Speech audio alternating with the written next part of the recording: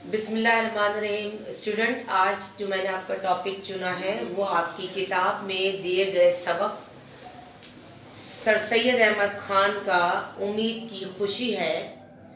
जब हम सर सैयद की बात करते हैं तो ये बात याद रखेगा, सर सैयद वो शख्सियत थे जिन्होंने पाकिस्तान बनाने में या पाकिस्तान की तामीर में पहली ईंट रखी।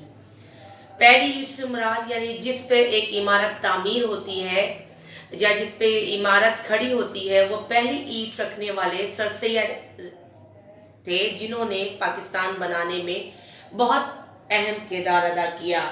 इसी वजह से आपको मुस्लिह कौम और जदीद नस्ल का बानी कहा जाता है, क्योंकि आपने उस वक्त के तकाज़ों को महसूस किया और ये बात जाना कि मुसलमानों के लिए इस वक्त क्या चीज़ सबसे ज़्यादा ज़रूरी है। क्यों उस वक्त मुसलमान जो कि नहायत पसमानदा थे और उन्हें हर लिहाज से जो है उन पर जुल्म ढाए जा रहे थे, अंग्रेज़ और हिंदू मिलकर उन्हें ना सिर्फ तालीम के मैदान में पीछे ढकेल दिया गया था, बल्कि उन्हें हर लिहाज से कमज़ोर किया जा रहा था, तालीमी लिहाज से भी, माशी लिहाज से भी।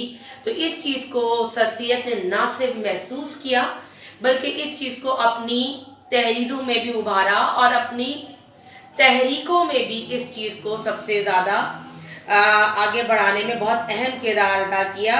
और यही बात थी जिसकी वजह से मुसलमानों ने उस वक्त ना सिर्फ सर सैयद की बात को समझा, बल्कि उन्होंने अपनी इस्लाह की भी कोशिश की। मौजूदा तहरीर भी सर सैयद की इसी काविश का एक नतीजा है, जिसमें उन्होंने उम्मीद की खुशी के ज़रिए ये बात मुसलमानों तक पहुंचाई या उनमें ये जोश पैदा करने की कोशिश की कि अगर अभी भी मुसलमान उम्मीद का दामन हाथ में पकड़े रहें और वो कोशिश करते रहें तो कोई वजह नहीं कि वो अपना एक अलहदा वतन हासिल करने में कामयाब हो सकते हैं।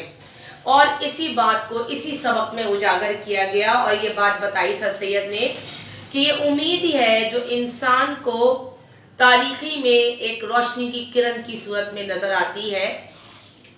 ये उम्मीद ही है जो मुर्दा जिस्मों में एक जान पैदा करती है। अगर उम्मीद ना हो तो इंसान और मुर्दे में कोई फ़र्क नहीं, क्योंकि मुर्दा जो है वो तो ज़िंदगी से कोशिशें हार जाता है और दुनिया से रुखसत हो जाता है, लेकिन उम्मीद एक मुर्दा जिस्म में जान डालती है, एक मुर्दा जिस्म के इंसान में एहसासात को पैदा करती है और उसे ज़िंदा रहने पे मजबूर करती है। और ये उम्मीद भी है जो इंसान को कोशिश करने पे मजबूर करती है।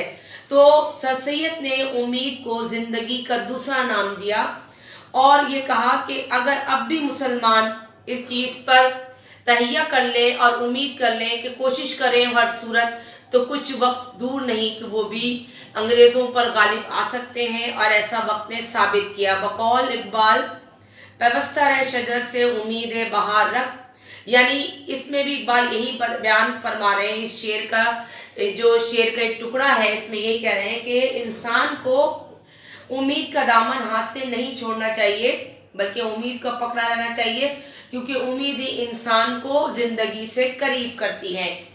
क्योंकि हर बेशक कुरान में खुद अल्लाह ताला ने फरमाया कि बेशक हर मुश्किल के बाद आसानी है। एक और जगह शायर इरशाद फरमाते हैं, दिल ना उम्मीद तो नहीं नाकाम ही तो है, लंबी है गम की शाम मगर शाम ही तो है। यानी शायर के कहने का मकसद है कि दिल ना उम्मीद नहीं होता, लेकिन बेशक गम की शाम लंबी क्यों ना हो, मगर शाम शाम ही है, उसका इख्तिताम होना मुमकिन है और एक नई सुबह का तुलू होना आना ही है। तो लिहाजा इंसान को भी उम्मीद के सहारे अपनी ज़िंदगी आगे बढ़ानी चाहिए। ये नहीं होना चाहिए कि सब कुछ मायूसी के हवाले करके अपने आप को गम और दुखों में ढकेल देना चाहिए। दरअसल उस वक्त मुसलमानों के हालात जो इंतहाई ख़राब थे और मुसलमान जो इंतहाई ख़राब ज़िंदगी गुजार रहे थे और ये सोच चुके थे और ये जान चुके थे, वो तहैया कर चुके थे कि अब उनका कुछ बेहतरी के आसार मुमकिन नहीं, जो कुछ है वो अंग्रेज़ों के हाथ में है और उन्हीं की इसी के तहत ज़िंदगी गुजार देनी है। तो उस वक्त मुसलमानों के अंदर एक नई रूह फूंकने के लिए, एक नई ज़िंदगी लाने के लिए सर सैयद ने इस तहरीर को लिखा, मज़ामीन सर सैयद में और आपकी किताब में शामिल किया।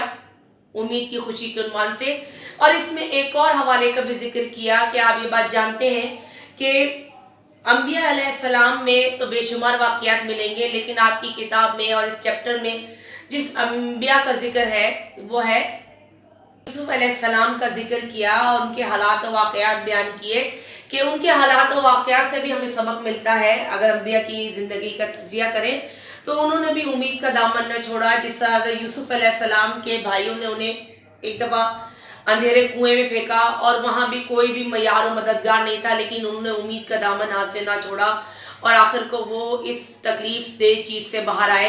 اس کے بعد ایک اور جگہ جب وہ تہ خانے میں قید تھے، بے یار و مددگار، اپنے والد سے اور بھائیوں سے دور، اور وہاں کوئی پرسان حال نہیں تھا، اس وقت بھی انہوں نے اللہ سے امید کا دامن جوڑے رکھا، اور ایک وقت آیا کہ بادشاہ وقت نے انہوں نے نکالا اور انہیں رہائی نصیب ہوئی، اور ایک وقت دنیا نے یہ بھی دیکھا کہ وہ پھر بادشاہ اس جگہ کے جو ہے وہ مقرر ہوئے۔ تو یہ چیز اس بات کی احساس دلاتی ہے کہ امید کا دامن جب کسی نے نہیں چھوڑا تو ہمیں بھی اللہ کی ذات سے امید رکھنی چاہیے، اور یہ امید ہی ہے جو انسان کو اچھے مستقبل کی نوید دیتی ہے۔ لہٰذا ہمیں بھی اس بات کو سوچتے ہوئے اچھی امید رکھنی چاہیے اللہ تعالیٰ سے، اور لہٰذا مسلمانوں نے بھی اسی چیز کو سمجھا سر سید کی، جو اس وقت نہایت خراب حالت میں تھے اور ان کے لیے کوئی راستہ نہ تھا۔